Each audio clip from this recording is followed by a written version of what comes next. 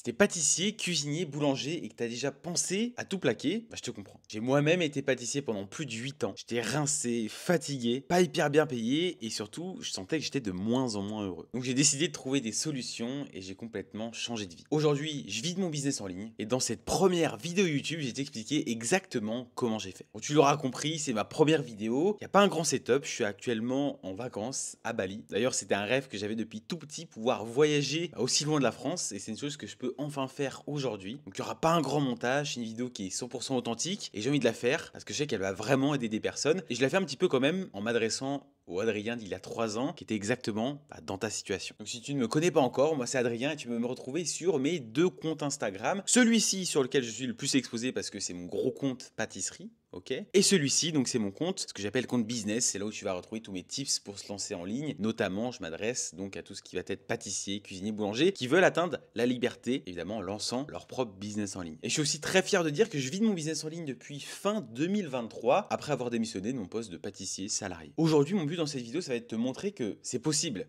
de se lancer, à côté de son travail. Surtout, j'ai essayé de te montrer le chemin vers la liberté, parce que oui, on donne tout pour notre métier. C'est dans la pâtisserie, la cuisine, la boulangerie, bah, tu le sais très bien, ok, on donne tout pour ce métier, on s'arrache, mais notre vie elle passe un petit peu après. Aujourd'hui j'ai envie de te montrer que tu peux atteindre justement cette liberté, parce que je suis passé par là et je vais tout expliquer. Je vais donc te parler forcément de mon parcours, mais également de mes galères, du déclic que j'ai eu, et le but c'est que tu te serves un petit peu de toutes ces informations pour voir comment tu peux les utiliser évidemment à ta propre vie, pour voir les changements. Le but c'est que tu passes à l'action après cette vidéo, pour que tu puisses évidemment faire un pas vers la liberté. Et dans cette vidéo, pour que ce soit évidemment plus compréhensible pour toi, j'ai scindé cette vidéo en plusieurs étapes et on va commencer tout de suite en parlant des conditions de travail et des études et de pourquoi surtout j'ai commencé la pâtisserie. Alors à savoir que depuis petit, je suis passionné par ça, je ne vois pas faire un autre métier, j'avais comme rêve d'ouvrir une boutique plus tard, donc c'est logiquement après ma troisième, donc à 14 ans, j'ai commencé 2 ans donc de CAP pâtisserie, 1 an de CAP chocolaterie et 2 ans de BTM, donc 5 ans de pâtisserie au total, donc quand même j'étais très passionné, je vais devenir MOF, donc meilleur ouvrier de France pour ceux qui ne me connaissent pas, ou encore champion du monde, donc j'avais vraiment des grandes ambitions dans ce métier. Et forcément, en étant en apprentissage à 14 ans, j'ai été confronté au monde du travail assez jeune, ok, comme un salarié classique, évidemment bien moins payé, mais j'ai pu surtout avoir un avant-goût des conditions de travail. Et attention, tout ce que je vais dire là, c'est pas pour cracher sur le métier, simplement pour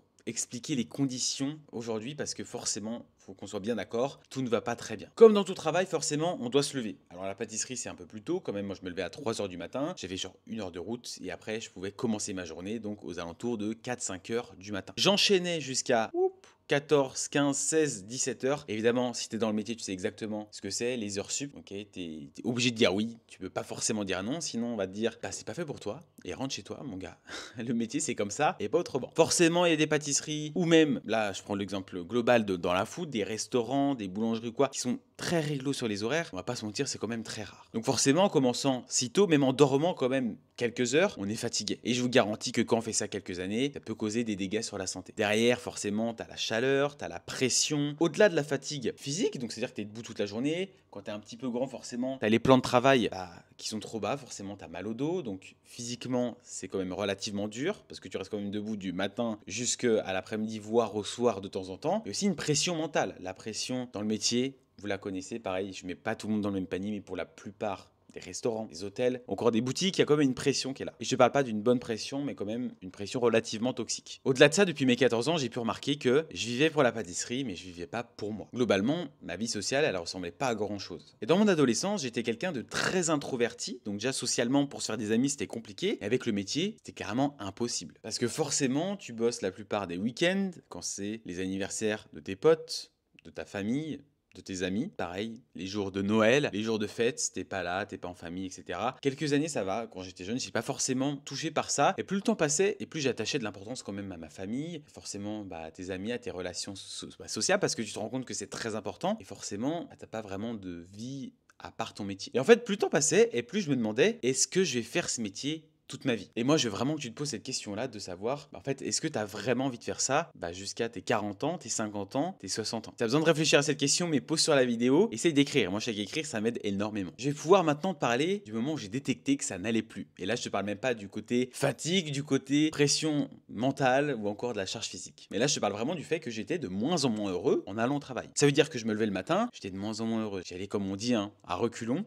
Quand je me levais, quand j'allais au travail, je sentais que j'avais plus envie. Et je te rappelle juste que si t'es pas heureux dans ce que tu fais, c'est que c'est pas normal. Parce que le but de la vie, c'est quand même d'être heureux un minimum. Autre signe qui m'a alerté, c'est le salaire versus les conditions. Parce qu'il faut le dire, dans ce métier, on n'est pas les rois du pétrole. Forcément, quand tu commences, t'es plus en dessous des 2000 et plus forcément, t'es sous-chef ou chef, t'es quand même au-dessus. Mais ça va rarement toucher les 5000, les 6000, etc., etc. Alors oui, on n'a pas forcément besoin d'autant d'argent pour vivre, mais si on a des projets, des rêves, on a besoin d'argent. Et c'est pour ça que je me suis rendu compte que le ratio salaire et conditions n'allait pas, parce que la jauge des conditions il y avait trop de contraintes pour un salaire qui n'était pas assez élevé. Et je me disais, mais si Adrien, tu bosses autant en pâtisserie que sur un projet, par exemple ton projet à toi, tu vas devenir le roi du pétrole. Autre point qui n'allait pas, c'est la reconnaissance dans le métier. Quand ça va pas, on tombe dessus, et quand tout va bien, on dit rien. Le truc, c'est que moi, je voulais avoir un impact, et je sentais que en restant là où j'étais actuellement, je pouvais pas en avoir. Et le dernier point qui m'a alerté, c'est que j'étais ultra frustré quand je voyais des vidéos YouTube comme tu es en train de regarder, des personnes qui avaient déjà réussi, que ce soit sur Instagram, que ce soit sur TikTok ou encore YouTube. Et ce qui me rendait le plus fou, c'est que je savais absolument pas comment faire. Et c'est donc à ce moment-là que j'ai mis en place des choses pour m'en sortir. Et donc maintenant, je vais pouvoir te parler de mes premières tentatives pour m'en sortir. Comme tout pâtissier ou comme toute personne dans la food, on a tous pensé à vendre nos gâteaux ou nos services traiteurs depuis chez nous. Forcément, c'est ce que j'ai déjà essayé de faire, que ce soit les bûches de Noël ou encore les chocolats de Pâques. Forcément, ça n'a pas du tout fonctionné. Alors oui, on a les parents, les amis des parents, encore les cousins qui vont commander, mais c'est pas eux qui vont faire votre réussite et c'est pas eux qui vont vous faire des vrais chiffres d'affaires, qui vont vous permettre de quitter votre travail. Et donc forcément, parallèlement à tout ça, chercher des alternatives, j'allais sur YouTube, je regardais comment lancer un site e-commerce, comment lancer son business, comment devenir riche, parce que j'avais au fond de moi cette dalle. La dalle, c'est l'envie de se sortir de là où on est actuellement, parce que je voulais évidemment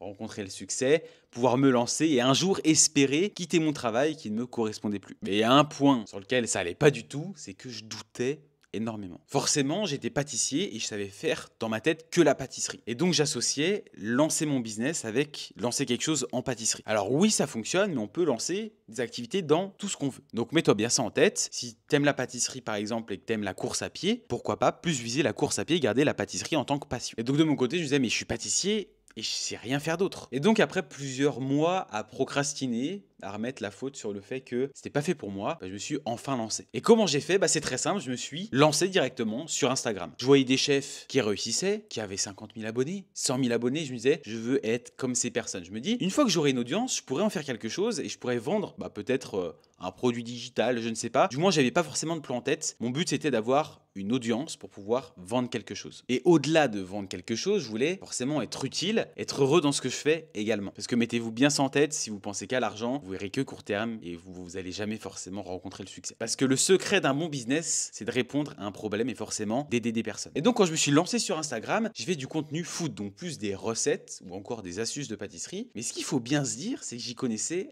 rien du tout. Donc pour ça, j'ai dû m'imprégner de certaines vidéos, de certains créateurs, de me former, que ce soit sur YouTube, que ce soit en achetant des formations. Et pendant un an, j'ai ramé.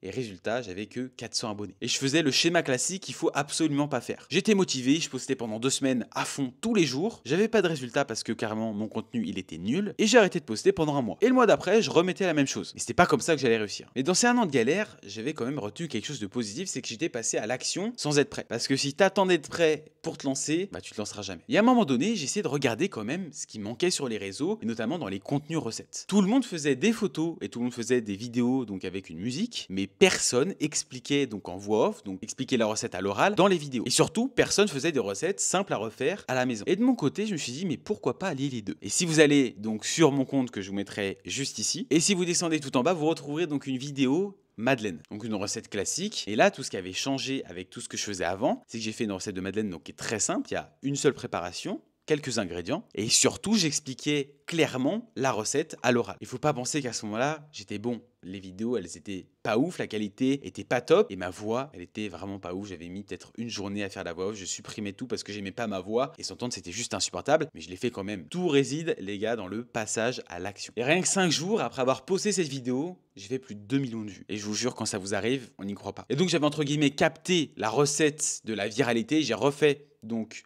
des recettes simples avec une voix off sur 5 autres vidéos. Résultat, en 22 jours, je suis passé de 0, donc de 400 abonnés clairement, à plus de 100 000 abonnés. Je vous mettrai les captures d'écran pour évidemment qu'on me croive, parce que si quelqu'un aujourd'hui me dit ça, honnêtement je le crois pas. Et forcément, quelques mois plus tard, j'avais déjà dépassé la barre des 200 000. Et donc le plan que j'avais en tête avait déjà bien pris forme. Ok, donc là je me suis dit, maintenant que j'ai une audience, il faut absolument que j'en fasse quelque chose. Ce sont des personnes abonnées à moi qui me suivent pour mon contenu, qui sont passionnées pour la pâtisserie. Il faut que je réponde à un problème. Parce que je le rappelle encore une fois, si vous voulez que votre business fonctionne, il doit répondre à un problème. Vous devez réellement aider les gens, sinon ça ne fonctionnera jamais. Je fais des sondages, je pose des questions donc à mon audience, je réalise des typeforms et je me rends compte qu'un problème revient à chaque fois. Les personnes n'arrivent pas à refaire des recettes de pâtissier à la maison. Et c'est comme ça que j'ai créé ma première formation digitale, une formation dédiée à la viennoiserie adaptée à la maison. Globalement, je mettais mes compétences de chef au service des passionnés de pâtisserie. Forcément, j'avais pareil, zéro compétence pour lancer une formation, donc je me suis formé pour ça. Et donc en moins de 2 semaines, je l'avais déjà créée et elle était prête à être vendue. Un jour que je me rappellerai toute ma vie, le 16 avril 2023. Je poste ma story pour annoncer que mes ateliers sont disponibles et en moins d'une heure, je réalise 5 000 € de chiffre d'affaires. Et dites-vous une chose, ça m'a rien coûté. Ma formation, je l'ai tournée avec mon iPhone. Alors je devais peut-être avoir un abonnement pour héberger la formation à 39 €, mais j'avais rien d'autre. Forcément, à la fin de la journée, je la termine à plus de 10 000 €. Pareil, je mettrai des screens à l'écran pour vous montrer que c'est bien réel. Mais quand vous allez faire votre première vente, vous allez vous en souvenir déjà toute votre vie, mais ça va vous marquer à jamais. Et c'est là que j'ai compris que le business en ligne, c'était quelque chose qui était juste formidable. La première heure, je suis resté devant mon ordinateur à regarder les ventes tomber. Mais je me suis dit, si je fais ça toute la journée, je vais être complètement fou. Et on devient accro à ça.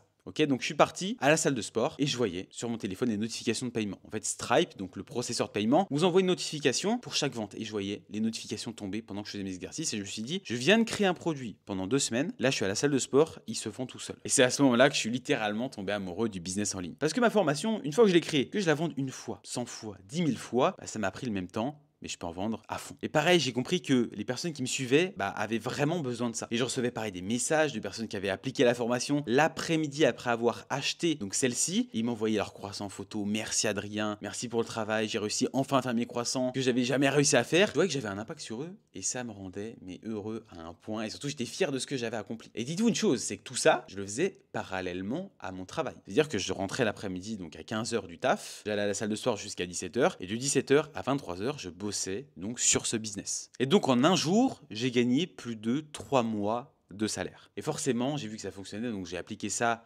sur donc d'autres thématiques, que ce soit les macarons, tous les parfums, toutes les tailles, les tartes, les viennoiseries, et j'en passe. Au bout de 6 mois, je générais assez de chiffre d'affaires pour me permettre de quitter mon travail. Et je vous promets, quand ça arrive, c'est juste incroyable. On voit littéralement la lumière au bout du tunnel. Et je me rappelle comme si c'était hier, le 30 septembre 2023, je rédige ma lettre de démission et je l'amène à mon boss pour lui dire que c'est terminé. Et évidemment, il était au courant de mes projets et tout s'est fait de manière très smooth. Et donc là, c'est officiel, je peux être libre financièrement, géographiquement, temporellement. Ça veut dire que je génère mon propre argent, je peux travailler d'où je veux et je choisis mes propres horaires. C'est-à-dire que les réveils à 3 h du matin, c'est terminé. À ce moment-là, on peut penser que ma vie, elle est incroyable, que je génère du chiffre d'affaires à fond, que j'arrive à démissionner de mon travail et que tout le succès m'attend. Sauf que ce c'est absolument pas passé comme ça. Je vais t'expliquer. J'avais pas mal d'ambition, mais j'avais pas vraiment de stratégie parce que je n'étais pas accompagné. Donc j'étais clairement tout seul. Et dans le langage business, on dit que scaler, ça veut dire donc multiplier son chiffre d'affaires et faire grandir son entreprise. Et donc moi, j'avais qu'une envie, c'était de faire encore plus de chiffre d'affaires et de faire grandir et surtout de construire une vraie entreprise. Forcément, j'avais généré de l'argent, donc j'avais de l'argent à investir. C'est pourquoi, en moins de 2 semaines, j'ai perdu plus de 19 000 €.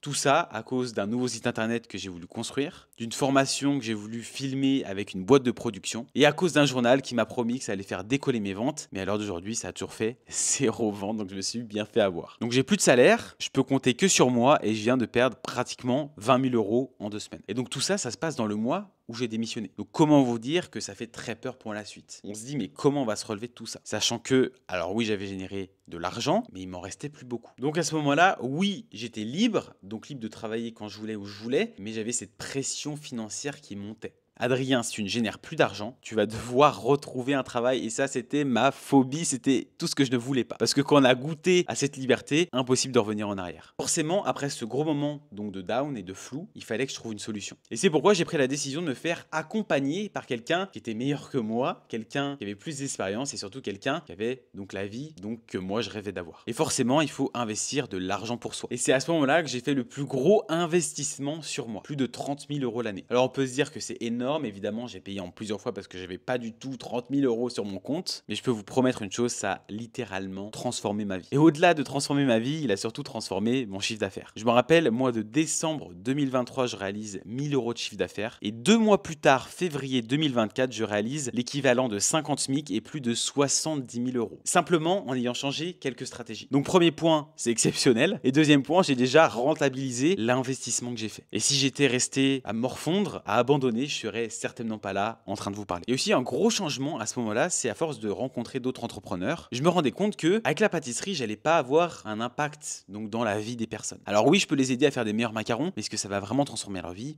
Je ne pense pas. Et donc j'ai pu lancer plusieurs accompagnements pour aider et transformer la vie de certaines personnes. Et je peux vous promettre qu'on reçoit des témoignages qui sont exceptionnels et ça fait vraiment très chaud au cœur. Et surtout, ça motive à vouloir faire encore plus parce que forcément, premier point, on fait encore plus de chiffre d'affaires, mais on a encore plus d'impact donc sur la vie des personnes. Et ces deux choses-là, ça vous rend heureux. Ça vous permet d'avoir une meilleure vie et d'avoir surtout un impact sur la vie des gens. Et si tu te demandes, mais Adrien, aujourd'hui, qu'est-ce qu'il fait? Eh bien, j'ai un programme qui s'appelle Ambition. Un programme pour lancer son business en ligne quand on est pâtissier, boulanger, cuisinier et qu'on a envie de transformer sa vie, d'être libre et surtout d'être heureux. Et attention, quand je te parle de liberté, c'est la liberté financière, la liberté géographique et la liberté temporelle. Et j'ai créé ce programme-là pour le Adrien d'il y a 3 ans qui était complètement perdu et qui savait pas quoi faire. Et mets-toi bien une chose en tête. Alors oui, tu peux être pâtissier, cuisinier, boulanger, mais t'es pas obligé de lancer un business donc dans ta passion. Comme je l'ai dit, si tu es pâtissier mais passionné de sport ou de course à pied, tu peux littéralement accompagner des personnes donc dans la course à pied et tu gardes la pâtisserie en tant que passion. Et un point, je pense, qui est important de parler aujourd'hui, c'est ok, le business en ligne, globalement, ça m'a apporté quoi et ça me permet de vivre quoi aujourd'hui. Premier point, la liberté géographique. Tu peux bosser d'où tu veux. Là, je te donne un exemple concret. J'habite en France aujourd'hui, donc je suis à Bali. Ok, je reste ici pendant plus de 2 semaines et je peux être en vacances et bosser en même temps. Parce que forcément, c'est digital.